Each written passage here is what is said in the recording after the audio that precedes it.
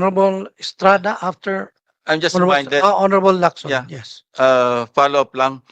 You are tasked to secure the first family, hindi ba? Yes po, Your Honor. Define first family. Immediate family, even extended family, like, no, not other families, but which brings me to my next question. Are you also securing the president's siblings?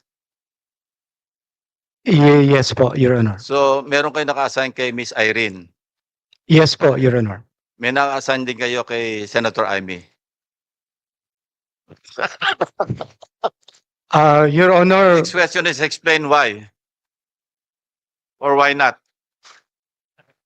Your Honor, I can say this out in the open. When I arrived po, third month ko na ngayon, ma'am.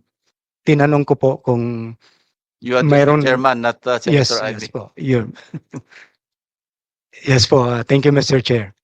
Mr. Chair, when I arrived 3 months ago, last week of November, I diagnosed the command and I studied the security plans and the close-in protection system of the PSC.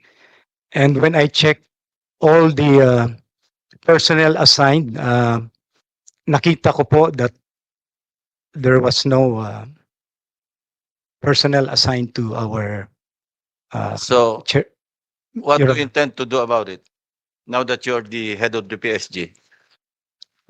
Your Honor, it is mandated for us to protect the siblings, and I will talk to the good senator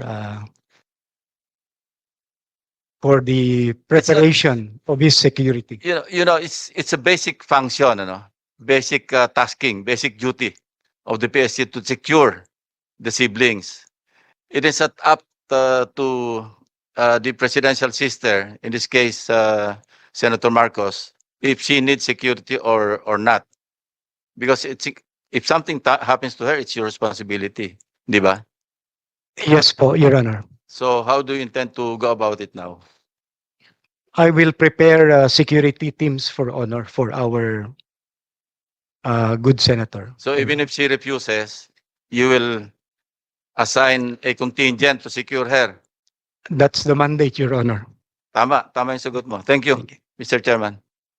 But if, Thank- Mr. Chair, just one question. Honorable Estrada. What if the president does not allow it? What will you do?